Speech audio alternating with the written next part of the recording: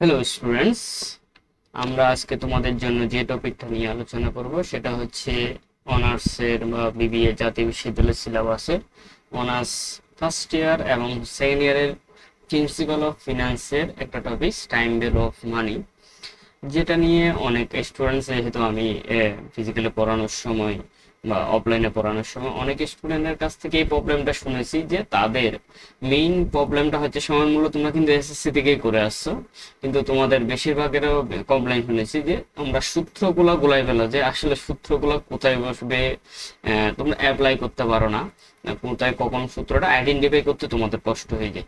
সেজন্য আমি চেষ্টা করবো আজকে তোমাদের সূত্রগুলো নিয়ে আলোচনা করার এবং কিছু প্র্যাকটিক্যাল প্রবলেম দেখানোর জন্য, যাতে কোন সূত্র বুঝবে, কোন টপিকটা দেখলে বুঝতে পারবে যে আসলে এই সূত্রটা হবে। চলো আর কথা না বাড়িয়ে আমরা শুরু করি। আমি টাইম ভ্যালু অফ মানিকে দুইটা আসলে কি বলবো, দুইটা সূত্রে আছে, দুইটা সূত্র না, ইন্টারেস্ট দুই ধরনের আছে। বলতে গেলে ইন্টারেস্ট হচ্ছে দুই ধরনের, একটা সিম্পল ইন্টারেস্ট আর একটা হচ্ছে কি কম্পাউন্ড ইন্টারেস্ট। সিম্পল ইন্টারেস্ট আশা করি জানো সবাই, তারপর আমি একটু করে বলি। সিম্পল ইন্টারেস্ট হচ্ছে যেটার উপর শুধু আসলের উপর সুদ দেওয়া হয়। যেমন যদি তোমার প্রতি বছর 10,000 টাকা করে জমা দেওয়া হয়, তাহলে প্রতি বছর যদি 10,000 টাকা করে, মানে ওটা আসল 10,000 টাকা করে, আসল যদি হয় 10,000 টাকা করে, তাহলে এই 10,000 টাকার মধ্যে এই দেখো, আসল ধরে নিলাম আমাদের প্রতি বছর 10,000 টাকা। তাহলে 10,000 টাকার উপর সিম্পল ইন্টারেস্ট যদি হয়, মনে করো 10% সুদ, এই 10% যদি সুদ হয় তাহলে 10% সুদের ক্ষেত্রে প্রতি বছর যে টাকাটা হবে সেটা হচ্ছে 1,000 টাকা করে। আর সরল সুদের ক্ষেত্রে প্রতি বছর এই 1,000 টাকাটা সেম থাকবে, এটার কোনো চেঞ্জ হবে না। আর সেটা হচ্ছে প্রতি বছর হচ্ছে কিসের উপর, শুধুমাত্র আসলের উপর সুদ দেওয়া হয়। এখানে কোনো পরবর্তী কোনো সুদের উপর আর কি সুদ দেওয়া হয় না। মানে আসলে 10,000 টাকা যদি প্রতি বছর সুদ দেওয়া হয়, তাহলে 1,000 টাকা করে প্রতি বছর সুদ পাওয়া যাবে। এটা হচ্ছে সিম্পল ইন্টারেস্ট। আর বাকি যেটা আছে সেটা হচ্ছে কম্পাউন্ড ইন্টারেস্ট, যেটাকে আমরা চক্রবৃদ্ধি সুদ বলি। সেটার ক্ষেত্রে হচ্ছে মনে করো প্রথম বছর 10,000 ছিল, ওই 10,000-এর সাথে তুমি আরো প্লাস পাইছো হচ্ছে 1,000 টাকা, পরের বছর কি পাইছো, সুদ পাইছো। এখন টোটাল তোমার এর পরের বছর হচ্ছে কত, 11,000 টাকা। প্রথম বছর 1,000 টাকা হলেও পরের বছর গিয়ে এটার উপর আরো 10% ইন্টারেস্ট, 10% ইন্টারেস্ট করার সময় এবার কত হবে, 11,000 টাকার উপর 10% হলে আমরা জানি 1,100 টাকা। সরি, এটা শূন্যটা হবে না, 1,100 টাকা হবে। তার মানে এর পরের বছর ওই 1,100-র সাথে আবার 11,000 টাকা এটা যোগ হয়ে আবার কি হবে, বাকিটা বাড়তে থাকবে। 1,000 টাকা হলে এখানে হচ্ছে কত হবে, 1,100 টাকা হবে আর কি। প্রথম বছর 1,000, পরের বছর 1,100 টাকা। এটা আসলে বুঝতে পারছো সিম্পল ইন্টারেস্ট আর কম্পাউন্ড ইন্টারেস্ট পার্থক্যটা, আশা করি সবাই বুঝছো। আমরা পরের টপিক যেটা আলোচনা করব সেটা হচ্ছে এবার সিম্পল ইন্টারেস্টে কয়টা সূত্র আছে। সিম্পল ইন্টারেস্টটা হয়তো এটা এসএসসি বলো ইয়ে বলো সব জায়গায় নিচে লেভেলে এমসিকিউ তো আসছো। অনার্সের ক্ষেত্রে যেটা আসবে সেটা মাঝে মধ্যে ওই বিফারের মধ্যে দিলে দিতে পারে, অন্যগুলোর মধ্যে তেমন আসে না। আসলে আমরা সিম্পল ইন্টারেস্টের ক্ষেত্রে জাস্ট দুইটাই সূত্র আছে। একটা সূত্র হচ্ছে দেখো, দুইটা সূত্র, একটা ফিউচার ভ্যালু আর প্রেজেন্ট ভ্যালু। আমরা তো জানি ফিউচার ভ্যালু কি, প্রেজেন্ট ভ্যালু কি, এই দুইটা তো জানি। সিম্পল ইন্টারেস্টের ক্ষেত্রে দুইটাই, শুধুমাত্র একটা প্রেজেন্ট ভ্যালু আর যদি 10 বছর বা 5 বছর পরের মূল্য হয় তাহলে ভবিষ্যৎ মূল্য, আর আজকের মূল্য হলে সেটা হচ্ছে কি বর্তমান মূল্য। এটার সূত্রগুলো একটু দেখে আসি। সূত্রগুলো হচ্ছে, আমি এখানে তোমাদের শীটের থেকে দেখাই, যারা শীটটা নিবা সবাই শীটটা পেয়ে যাবে, আমার শীটটা এখান থেকে প্র্যাকটিস করতে পারবা। সিম্পল ইন্টারেস্টের মধ্যে সরল সুদের ক্ষেত্রে সূত্রটা হচ্ছে এ এফ ভি ভবিষ্যৎ মূল্যের জন্য, তারপর হচ্ছে পিবি, এরপর হচ্ছে 1 + n × i। এখানে আই বলতে এখানে কি বুঝছে, প্রেজেন্ট ভ্যালু মানে তো জানি বর্তমান মূল্য, আর বি মানে হচ্ছে কি ভবিষ্যৎ মূল্য। আর এখানে এফ বি যেটা ফিউচার ভ্যালু, এগুলো গেল, আই মানে ইন্টারেস্ট আর এন মানে হচ্ছে সময়। এইখানের ক্ষেত্রে ডিটেলস যেটা ছিল পি আর এন ছিল, আমি জাস্ট পি বিটাকে কমন নিয়ে নিয়েছি। আমি একটু ভেঙে দেখাই।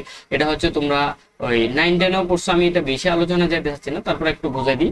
সেটা হচ্ছে দেখো, জাস্ট একটা ফ্রি হ্যান্ড রাইটিং নিই।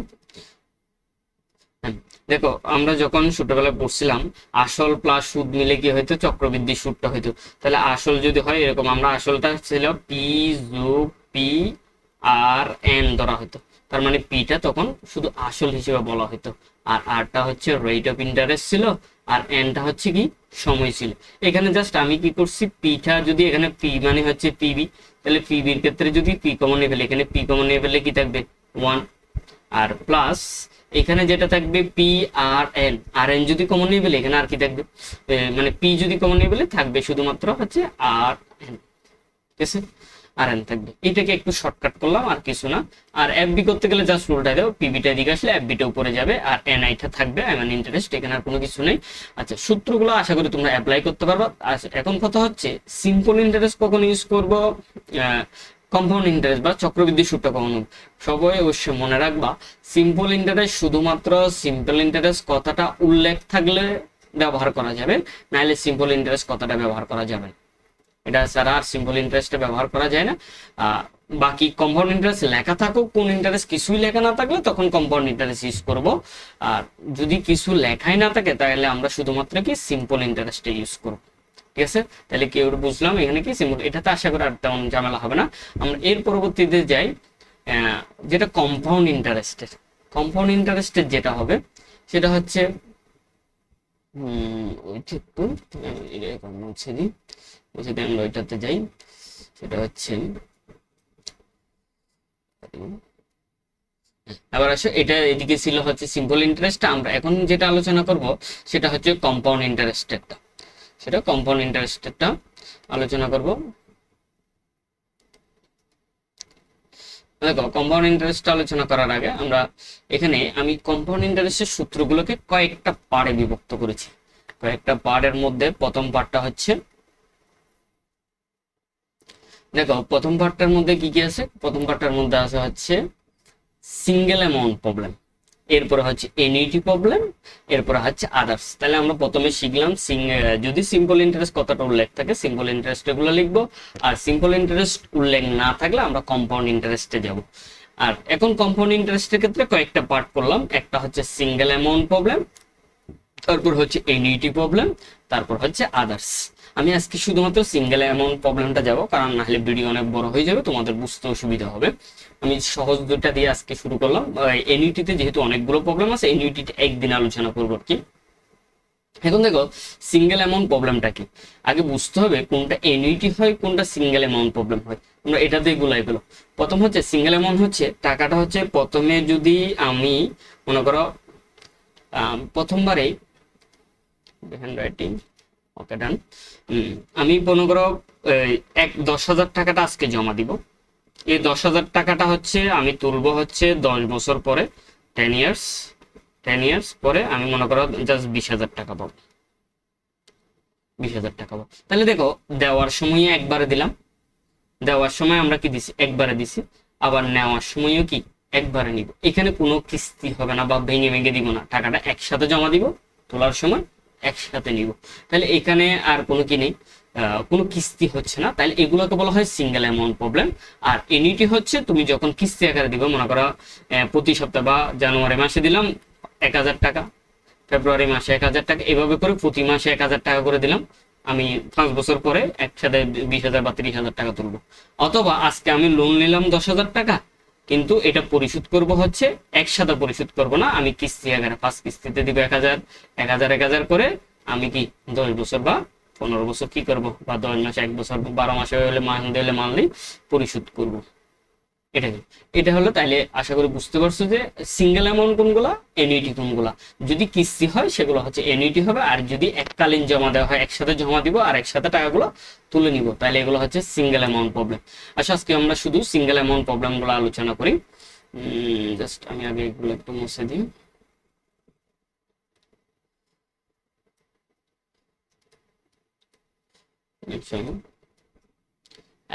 সিঙ্গেল অ্যামাউন্ট প্রবলেমটা কি কি সূত্র আছে একটু দেখি। দেখো, সিঙ্গেল অ্যামাউন্ট প্রবলেমের সূত্রগুলো হচ্ছে,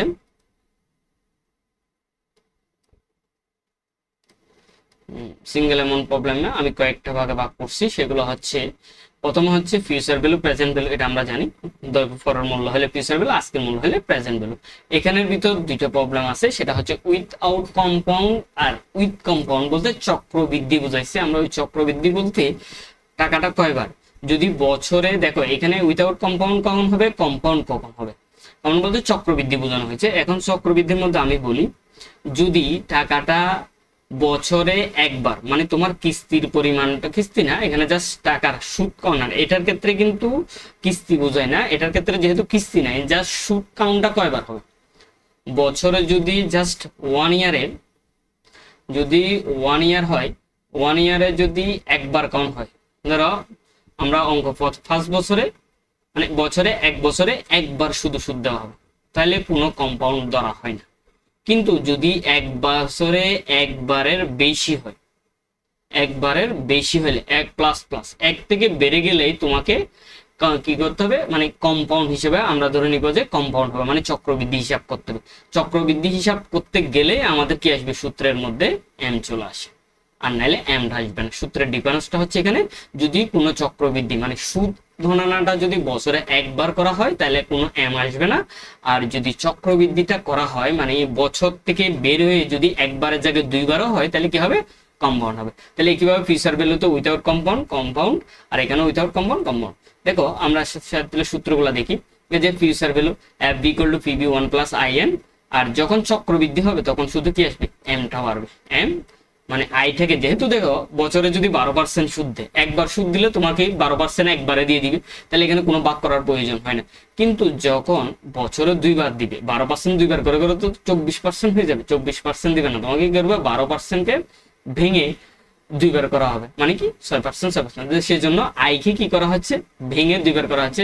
12%কে যদি তুমি 2 দিয়ে ভাগ দাও তাহলে কি হবে, 12%কে 2 দিয়ে ভাগ দিলে তখন ওই 6% হয়ে যাবে। আর এদিকে যেহেতু বছরে দুইবার দিবে, যদি 5 বছরের অঙ্ক হয় তোমাকে 10 বার সুদ দিতে হচ্ছে, সেই জন্য এন কে আবার এম দিয়ে গুণ করতে হবে। জাস্ট এতটুকুই। একইভাবে প্রেজেন্ট ভ্যালুর ক্ষেত্রে এটা এম থাকলে এম আসবে। একটা অঙ্ক দেখে তাহলে বুঝতে পারবা। এ দেখো, ফাইন্ড আউট দি কম্পাউন্ড ভ্যালু। কম্পাউন্ড ভ্যালু বলতে এখানে হচ্ছে ফিউচার ভ্যালুকে বোঝানো হয়েছে। এখন ফিউচার ভ্যালু জাস্ট এটা বুঝতে যাচ্ছে, দেখো 10,000 টাকা for year, 4 years per annum. দেখো ফার ইয়ার, ফার এনাম বলছে, তাহলে এখানে কি হবে না, কোনো এম আসবে না।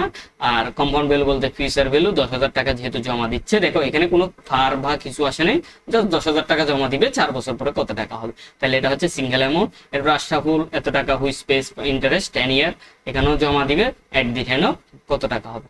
এরপরে দেখো আমি একটা কম্পাউন্ডে দেখ, এখানে কম্পাউন্ড কত ধরনের হইতে পারে, যেমন এনুয়ালি হলে বছরে একবার, সেমি এনুয়ালি, সেমি এনুয়ালি যদি হয়, দেখো সেমি এনুয়ালি হলে বছরে দুইবার, কোয়ার্টারলি মানে হচ্ছে 3 মাস পর পর, তাহলে বছরে 4 বার, বাই মান্থলি মানে 2 মাস পর পর, তাহলে এম এর মান হবে 6, মান্থলি এম এর মান 12। আর উইকলি যদি হয়, উইকলি মানে সপ্তাহ, আমরা জানি বছরে সপ্তাহ কয়টা, 52টা, 52 হবে, আর ডেলি কন্ডেন্স 360 বা 365 একটা ধরে করে ফেলা হয়। এখানে দেখো এরপরে find out the discount compound value. এখানে দেখো what is the present value due or compound interest according to the interest paid yearly, half yearly. এই কথাগুলো যদি থাকে তখন আসবে কি, এম আসবে, নাইলে এম আসবে না। আশা করি এই সূত্রগুলো অ্যাপ্লাই করতে পারবে। এগুলো তোমরা 9-10 থেকে করে আসতেছো, এগুলো তার বিস্তারিত আলোচনা করার মতো আশা করি তেমন কিছুই নেই। আশা করি তোমরা পারবা। ধন্যবাদ। আমাদের পরের লেসনটা হবে পুরোটা ইউনিটি বেসের। ইউনিটি অনেক ধরনের হতে পারে, আমরা ওই দিনে আলোচনা করব।